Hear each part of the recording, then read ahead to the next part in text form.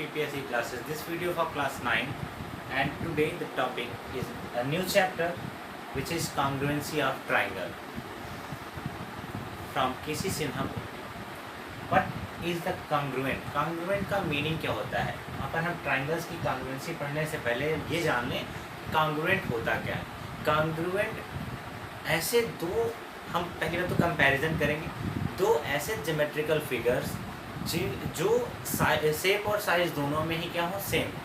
जैसे हम दो ट्राइंगल लेते हैं, ठीक है, वो दोनों ट्राइंगल दिखने में बिल्कुल एक जैसे हों तो हम अभी उनको सिमिलर कहेंगे. लेकिन जब हम उनकी मेज़रमेंट में भी देखें कि कोई भी परिवर्तन नहीं है, अगर ट्राइंगल जैसा दिख रहा है, दोनों एक दूसरे के जो है जैसे दिख रहे हैं, तो हम उन्हें सिमिलर कहेंगे. बट अगर हम उनकी मेज़रमेंट भी निकाल लें और वो भी सेम हो जाए तो हम उन्हें तब क्या कहेंगे, कॉन्ग्रुएंट. कहने का मतलब ये है कि वो दोनों ही फिगर एक जैसे दिखें, यानी एक ट्राइंगल है तो दूसरा भी ट्राइंगल ही हो, इसकी मेज़रमेंट जैसी है सेम वैसे ही उसकी भी मेज़रमेंट हो. ये ज़रूरी नहीं कि इसकी जो इधर वाली साइड अगर ये आई है तो उधर वाली साइड उसकी वो आ जाए तो कोई दिक्कत नहीं. ये इसकी मेज़रमेंट अगर 3 to 5 है, सॉरी 3 to और जो है 4 है, और दूसरे वाले ट्राइंगल की भी 4 3 2 है, तो इससे कोई प्रॉब्लम नहीं. दोनों ही ट्राइंगल की मेज़रमेंट सेम दिख रही है. दैट मीन्स वो ट्राइंगल क्या हो जाएगा, कॉन्ग्रुएंट हो जाएगा. बस हम उसे जो है किसके कॉन्ग्रुएंट लिखेंगे ये थोड़ा सा ध्यान से लिखना होता है कि करस्पॉन्डिंग साइड्स और करस्पॉन्डिंग एंगल को लेकर. तो अभी मैं आपको बताऊंगा कि करस्पॉन्डिंग साइड्स ट्राइंगल में और करस्पॉन्डिंग एंगल्स कैसे हम जो है वहाँ पर फाइंड करेंगे. सबसे पहले ये जान लीजिए कॉन्ग्रुएंट क्या होता है. Two geometrical figures that are same in shape and size, जो कि इक्वल हो शेप और साइज दोनों में ही, उसे क्या कहेंगे, हम कॉन्ग्रुएंट कहेंगे. अगर केवल शेप में इक्वल है तो हम क्या कहेंगे, वो सिमिलर है. शेप और साइज दोनों में इक्वल है तो क्या कहेंगे, वो कॉन्ग्रुएंट है. ठीक है. Now congruency of two line segment. देखिए यहीं से जो है इसका शुरुआत होती है. हम पहले लाइन सेगमेंट की कॉन्ग्रुएंसी पढ़ेंगे, फिर एंगल्स की पढ़ेंगे और फिर इनसे बनने वाला ट्राइंगल.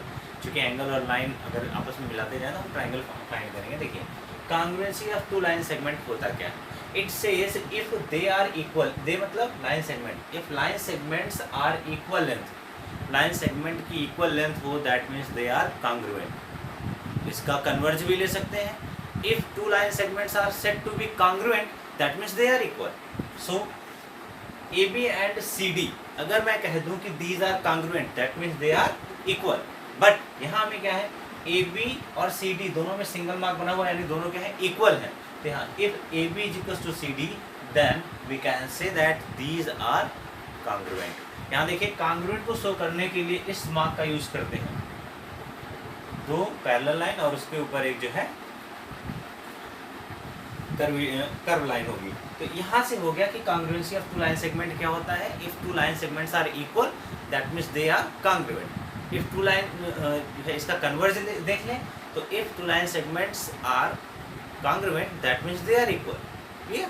तो इन दोनों को हम एक दूसरे के अपोजिट में यूज कर सकते हैं. ये congruency of two line segment है, ठीक है, और वो converse of congruency of two line segment होगा जब हम इसे दिया जाएगा और इसे निकालेंगे. ठीक है. कॉन्ग्रुएंसी ऑफ टू एंगल क्या होता है. Congruency of two angle same as it is जैसे कि लाइन सेगमेंट था, तो दो एंगल होंगे आपके पास. उन दोनों एंगल में if they have equal measurement, अगर इनकी मेजरमेंट इक्वल हो, यहाँ देखिए डबल लाइन यहाँ बनी, यहाँ भी डबल लाइन बनी, that means they are equal angle. They are equal angle तो हम कह सकते हैं दे आर कॉन्ग्रुएंट भी हैं. तो if A B C, angle A B C is equals to angle E F G, ऐसे भी लिख सकते थे, एफ जो जी एफ ई ऐसे भी लिख सकते थे, ऐसी बात नहीं. सो ये एंगल इसके क्या है, इक्वल है. That means we can say angle A B C is congruent to E F G. तो यहाँ पर हम कॉन्ग्रुएंसी ऑफ टू एंगल्स को भी इसी तरह देख सकते हैं. सेम एज इट इज जैसे इसका कन्वर्ज था वैसे इसका भी कन्वर्ज होगा. कन्वर्ज क्या कहता है, angle A B C is congruent angle E F G. That means क्या हो जाएगा, angle A B C is equals to E F G. दो एंगल अगर कॉन्ग्रुएंट है तो वो इक्वल होंगे, अगर इक्वल है तो वो कॉन्ग्रुएंट होंगे. क्लियर. सो अब जो है ये दोनों जो आपने अभी सीखा, अब इसके बाद हम किसको बताएंगे, ट्राइंगल के. उससे पहले हम करस्पॉन्डिंग एंगल्स और करस्पॉन्डिंग साइड्स के बारे में डिस्कस कर लें, क्योंकि ये एक बेसिक फैक्ट है हमें कांग्रुएंसी ऑफ ट्राइंगल को शो करने के लिए, चूँकि हमें फाइंड करना होगा कि मान लीजिए ट्राइंगल ए बी सी है, अब वो किस जो है किस ट्राइंगल के होगा, ई एफ जी के होगा, एफ जी एच के होगा, या इस तरह से जो है हमें फाइंड करना होता है कि हम जब तक करस्पॉन्डिंग एंगल्स और साइड्स के बारे में नहीं जानेंगे हम वहाँ पर उसे फाइंड नहीं कर पाएंगे, क्योंकि एक सेम मैनर में लिखना ज़रूरी है, ठीक है, इस वजह से। सो यहाँ पर congruency of two line segment, congruency of two angle, आपने ये दोनों देख लिया। अब इसके बाद पढ़ेंगे हम कांग्रुएंसी ऑफ टू ट्राइंगल्स।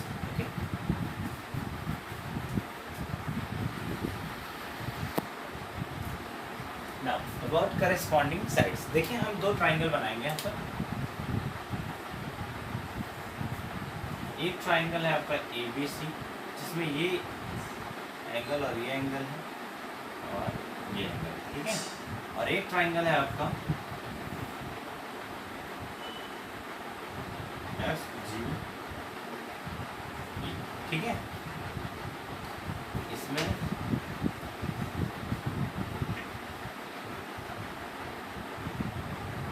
अब आप देख रहे होंगे कि यहाँ पर सिंगल मार्क बना हुआ है, एंगल सी, यहाँ भी सिंगल मार्क बना है, एंगल जी। तो हम इस तरह से पहले इनके इक्वल एंगल्स को फाइंड कर लेंगे। सो इक्वल एंगल्स आर, सबसे पहले क्या करेंगे, इसके इक्वल एंगल्स को हम राइट करेंगे। क्या है, angle C is equal to angle G, right. Again देखिए ये इसमें डबल मार्क है और इसमें भी डबल मार्क है। सो यहाँ से angle A is equal to क्या हो जाएगा, एंगल एफ हो जाएगा। तो अब करस्पॉन्डिंग साइड्स होती क्या, करस्पॉन्डिंग साइड्स कहती हैं कि जो इक्वल एंगल्स हैं उनके सामने की साइड दोनों ट्राइंगल में, पहले इस ट्राइंगल में एंगल सी के सामने की साइड ए बी है, तो यानी एंगल सी के सामने की साइड क्या हो गई, ए बी हो गई, is equal to angle G के सामने साइड एफ ई हो गई, एफ। ये होती हैं करस्पॉन्डिंग साइड्स। सो अगर ये एंगल इक्वल है या नहीं है तब भी हमें उससे कोई मतलब नहीं, मैं बस एक सिचुएशन लेके चल रहा हूँ यहाँ पर। एंगल सी और एंगल जी का कोई एक कॉम्बिनेशन है इक्वल एंगल का, ठीक है। सो इनके सामने की जो अपोजिट साइड है, इनके सामने है ये साइड, तो इसके सामने ये, तो ए बी और ई एफ दोनों ही क्या कहलाएंगी, करस्पॉन्डिंग साइड्स कहलाएंगे, क्लियर। यानी इक्वल एंगल्स के सामने की साइड को हम क्या कहेंगे, करस्पॉन्डिंग साइड कहेंगे। अभी इक्वल है या नहीं है इस बारे में हमें नहीं सोचना है, ठीक है।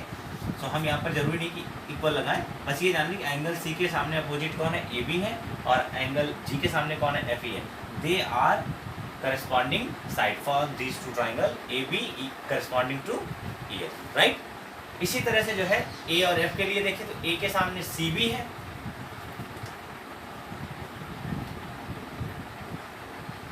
C B is corresponding to E G. C B किसके करस्पॉन्डिंग है, ई जी के करस्पॉन्डिंग है, ठीक है। अब इसी तरह से हम बात करेंगे करस्पॉन्डिंग एंगल्स की, तो हमें साइड के बारे में जानना होगा। फिर अगर हम यहाँ पर करस्पॉन्डिंग एंगल की बात करेंगे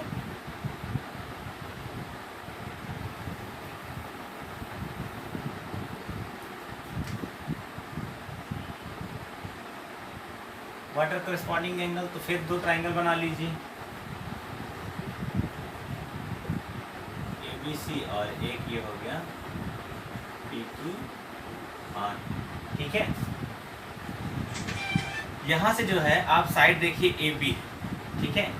ए बी साइड के करस्पॉन्डिंग एंगल इसमें कौन सा होगा, ए बी साइड का करस्पॉन्डिंग एंगल वो होता है इसका अपोजिट एंगल, इस साइड का अपोजिट एंगल कौन है, सी है, ठीक है। और उसमें अगर देखें हम पी क्यू के, तो पी क्यू के करस्पॉन्डिंग कौन आएगा, एंगल आर आएगा, ठीक है। तो समझ में आ रहा है मतलब क्या है कि अगर करस्पॉन्डिंग एंगल की बात करेगा तो हम साइड को देखेंगे और उसका अपोजिट देखेंगे, ठीक है। यानी अगर ए बी के करस्पॉन्डिंग एंगल कौन सा है तो सी है, पी क्यू के करस्पॉन्डिंग एंगल कौन सा है, आर है, क्लियर। अब अगर A B equals to P Q होगा तो हम कहेंगे ये एंगल भी आपस में क्या होंगे, इक्वल होंगे, वो जब according to condition of congruency of triangle होगा, ठीक है। सो ये करस्पॉन्डिंग एंगल्स और जो करस्पॉन्डिंग साइड्स को आप सीख लीजिए, क्योंकि जब हम CPCT रूल पढ़ेंगे, ठीक है, करस्पॉन्डिंग पार्ट्स ऑफ, तो करस्पॉन्डिंग एंगल और करस्पॉन्डिंग साइड यही दो चीज़ें आएंगी जो कि वहाँ करस्पॉन्डिंग पार्ट कहलाएंगी, corresponding part of congruence triangle. तो कॉन्ग्रुएंसी ऑफ ट्राइंगल को पढ़ने से पहले आप इतना सीख लीजिए कि करस्पॉन्डिंग पार्ट्स क्या होते हैं। अब उसके बाद जो है कॉन्ग्रुएंसी ऑफ ट्राइंगल का जो है हम देखते हैं। इसके कुछ थ्योरम्स हैं, उन थ्योरम के अकॉर्डिंग हम कहेंगे कि हाँ ये उन रूल्स के बेस्ड पर ये क्या है, दोनों ट्राइंगल कॉन्ग्रुएंस हैं। तो कॉन्ग्रुएंसी ऑफ ट्राइंगल के बाद हम पढ़ेंगे CPCT रूल, जिसे हम corresponding part of congruence of triangle कहते हैं। ओके,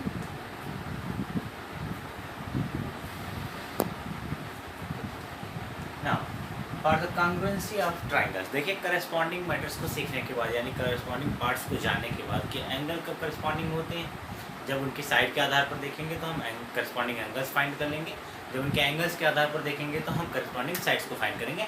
एंगल्स के अपोजिट वाली साइड को हम एंगल्स के सामने वाली साइड को हम उसकी करस्पॉन्डिंग साइड कहते हैं, और करस्पॉन्डिंग साइड के मतलब जो साइड है उसके सामने वाले एंगल को हम करस्पॉन्डिंग एंगल्स कहेंगे। Okay, now congruency of triangle, देखिए हम कहना चाहते हैं ये दो ट्राइंगल आपस में कॉन्ग्रुएंट प्रूफ करना है, तो कैसे? अभी हमारे पास कोई कंडीशन नहीं है, तो हमारे माइंड में कुछ आइडियाज़ क्रिएट होंगे जिनके थ्रू हम कह सकते हैं कॉन्ग्रुएंसी ऑफ ट्राइंगल में कि ये ABC ट्राइंगल ABC ही ट्राइंगल है, लेकिन वो इस ट्राइंगल के जब तक कि हम करस्पॉन्डिंग पार्ट्स के बारे में जान नहीं जाएंगे ये इस तरह से होगा, यानी यही एक ट्राइंगल इसके भी कॉन्ग्रुएंस हो सकता है, यही ट्राइंगल इसके भी, इनमें से किसी एक के कॉन्ग्रुएंस ही होगा वो, ठीक है।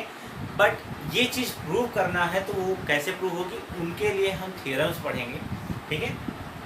तो ध्यान रहे कि कोई दो ट्राइंगल है अगर, तो एक ट्राइंगल इसके अलग अलग नामों के आधार पर, देखिए यहाँ पर इसके 3 वर्टिसेस हैं, 6 जो है ऐसे टर्म बनते हैं जिन पे जो है हम कहेंगे कि ABC इनके अलग अलग कंडीशन के आधार पर इस पर जो है वो क्या करेगा, वेरी करेगा।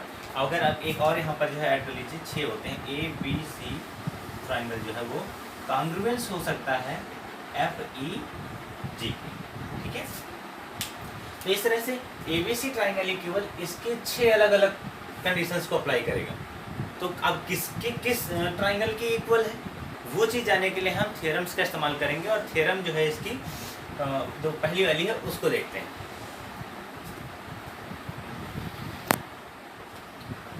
नाउ कॉन्ग्रुएंसी ऑफ ट्राइंगल के लिए जो पहला एक्सियम या पहला रूल या पहला क्राइटेरिया जो है वो criteria for the congruency, that is first axiom number 9.1, it is says SAS congruency rule.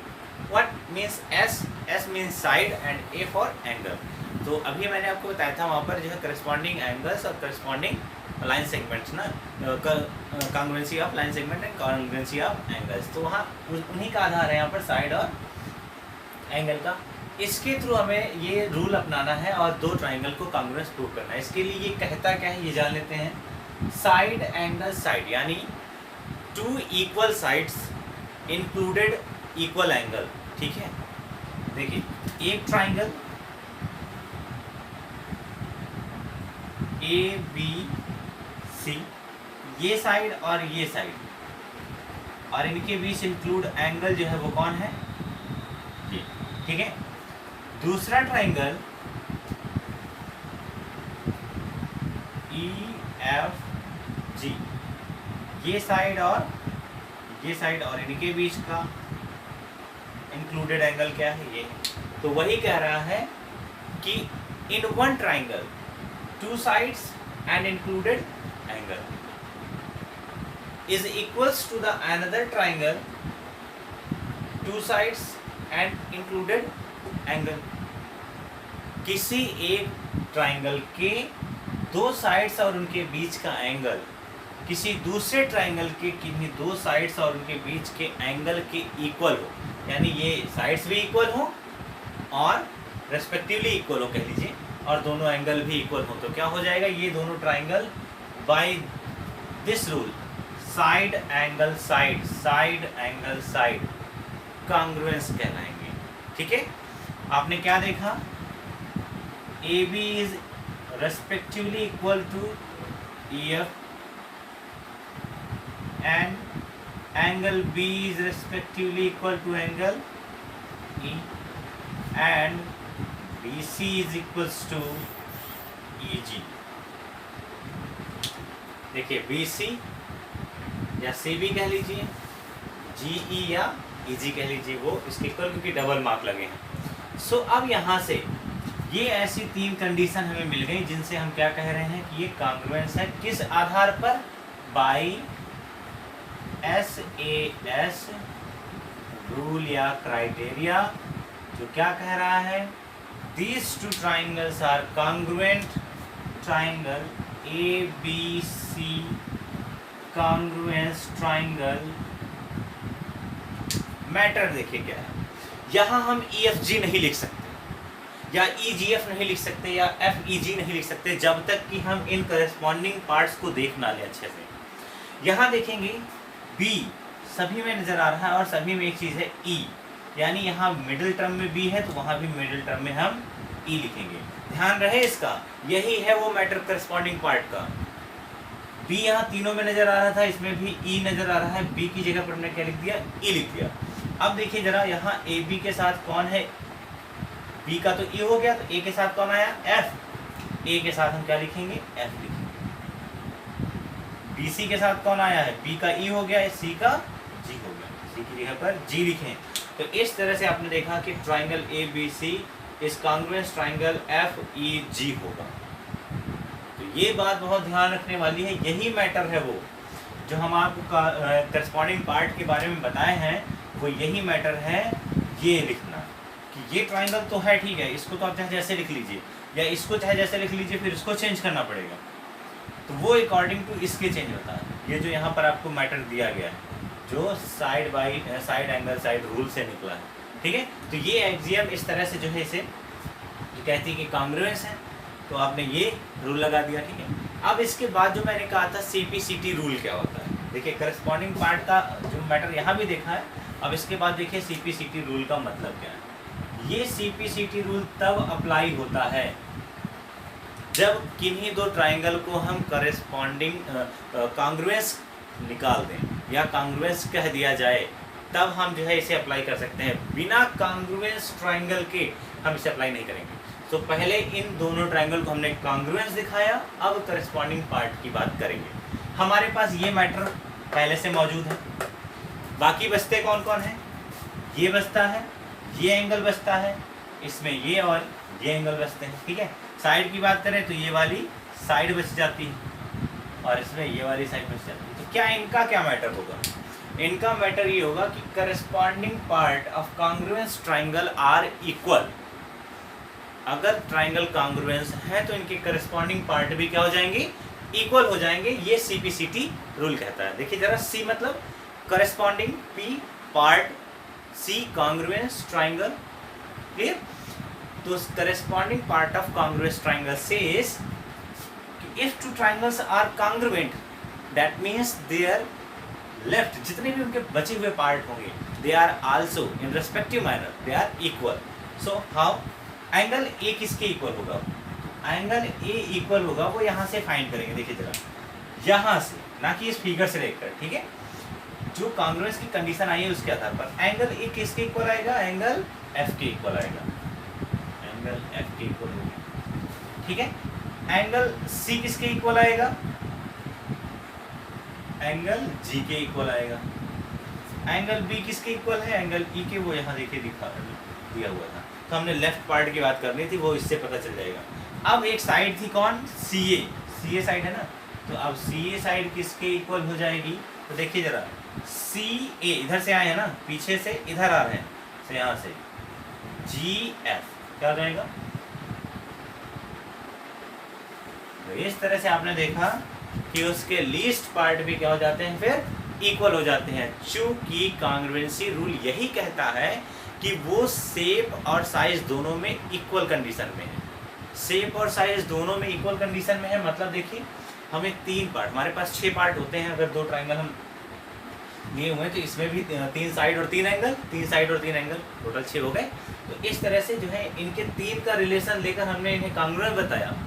Congruence होने के बाद CPCT रूल कहता है बाकी बचे 3 का क्या, बाकी बचे 3 भी तो कॉन्ग्रुएंसी हेल्प करते हैं, तो वो भी आपस में क्या हो जाएंगे, उसी तरह से होंगे, इक्वल, सेम साइज के होंगे, ठीक है।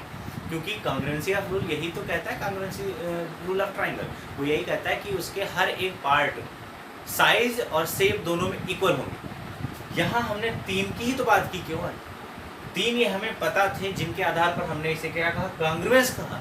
चूंकि ये दोनों ट्राइंगल अभी कांग्रुएंस हो गए हैं तो इसका मतलब ये क्या हो जाएंगे कि आगे के तीन पार्ट जो इसके बचे हुए हैं वो CPCT रूल ये कहेगा कि आपको जिसकी आवश्यकता हो उसे आप चूज कर लीजिए, उसे आप इक्वल दिखा लीजिए, क्योंकि इनके सारे पार्ट अब क्या है, वो इक्वल हो गए, हर एक तरह से ये इक्वल है। तो CPCT रूल कहता है कि जिसकी आपको इच्छा हो, चूज करना हो, उसे आप इक्वल उसके रेस्पेक्टिव मैनर के हिसाब से दिखा लीजिए। ओके, सो इस तरह से हम चूज करेंगे, किसी भी क्वेश्चन को सॉल्व करेंगे तो पहले थ्योरम का इस्तेमाल करके उसे कांग्रुएंस प्रूव करेंगे, बाय CPCT रूल जो भी वहाँ पर क्वेश्चन में प्रूव करने के लिए कहा गया, फिर उसे प्रूव करेंगे। तो ये बात अच्छे से ध्यान रहे कि इन क्राइटेरिया को इन थियरम्स के हिसाब से ही चलना है। पहली थ्योरम क्या है आपकी, SAS यानी साइड एंगल साइड रूल है, और इस क्राइटेरिया के तहत जो है हम इस तरह से इसे कांग्रुएंस शो करेंगे, और कांग्रुएंस के बाद फिर CPCT रूल से उसके सारे पार्ट इक्वल दिखाए जा सकते हैं। जिसकी हमें आवश्यकता होगी उसे दिखाइए, बाकी इधर को छोड़ दीजिए, कोई फर्क नहीं पड़ता, क्योंकि वो उसके 6 पार्ट आपस में इक्वल होते हैं।